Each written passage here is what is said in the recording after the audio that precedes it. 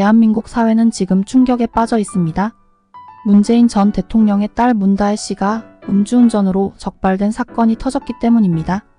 이 사건은 단순한 교통법규 위반을 넘어 우리 사회의 특권 의식과 도덕적 일관성에 대한 깊은 성찰을 요구하고 있습니다. 먼저 사건의 핵심을 살펴보겠습니다.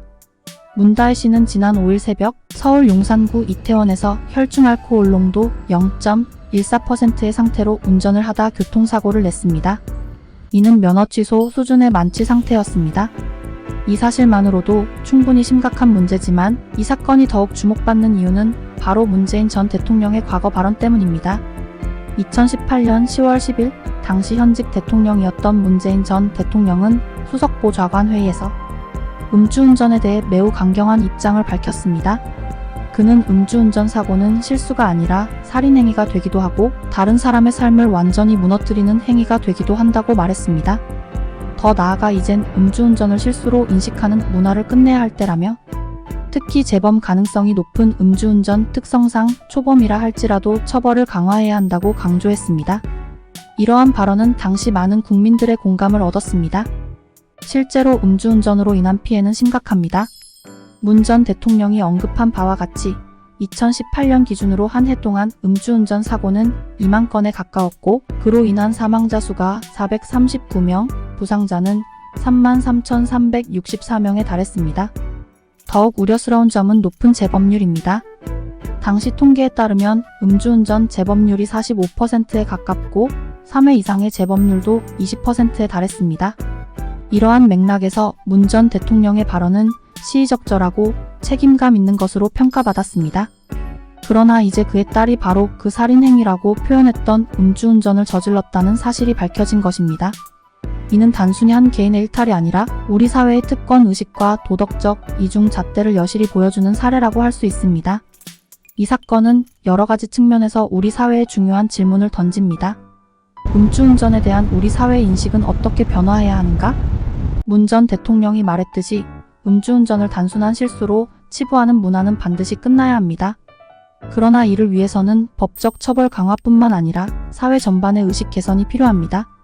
이 사건은 또한 정치인과 그 가족들의 행동이 어떻게 공적 신뢰에 영향을 미치는지를 보여줍니다. 문재인 전 대통령과 그의 가족은 과거에도 여러 논란의 중심에 섰습니다.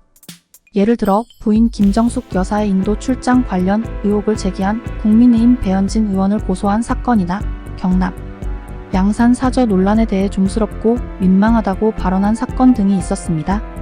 이러한 대응은 많은 이들에게 특권 의식의 표출로 비춰졌습니다. 그러나 이번 음주운전 사건은 이전의 논란들과는 차원이 다릅니다.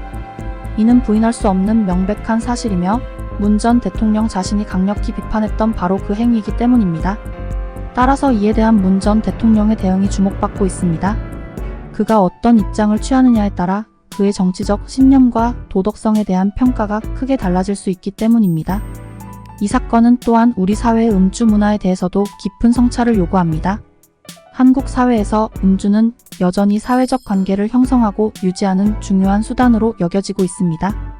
그러나 이러한 문화가 때로는 과도한 음주로 이어지고 결국 음주운전과 같은 위험한 행동을 초래하게 됩니다.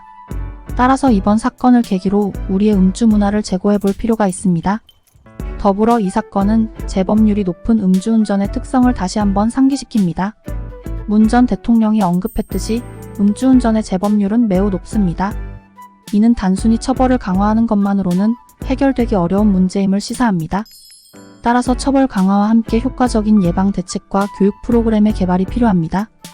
결론적으로 문다혜 씨의 음주운전 사건은 단순한 개인의 일탈을 넘어 우리 사회의 여러 문제점을 드러내고 있습니다. 법 앞의 평등, 지도층의 도덕성, 음주 문화, 그리고 음주운전에 대한 인식 등 다양한 측면에서 우리 사회의 성숙도를 시험하고 있는 것입니다. 이제 우리에게 필요한 것은 이 사건을 단순히 비난하고 넘어가는 것이 아니라 이를 계기로 우리 사회의 근본적인 문제들을 직시하고 개선해 나가는 것입니다. 특권층에 대한 엄정한 법 집행, 정치인과 그 가족들의 높은 도덕성 요구, 건전한 음주 문화 정착, 그리고 음주운전에 대한 경각심 제고 등이 그 시작점이 될 수 있을 것입니다.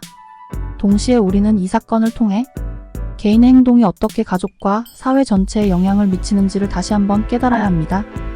특히 공인과 그 가족들의 행동은 단순히 개인의 문제를 넘어 사회 전체의 신뢰와 직결된다는 점을 명심해야 할 것입니다. 마지막으로 이 사건이 단순히 일회성 뉴스로 끝나지 않기를 바랍니다. 이를 계기로 우리 사회가 한 단계 더 성숙해지고 보다 안전하고 공정한 사회로 나아갈 수 있기를 기대합니다.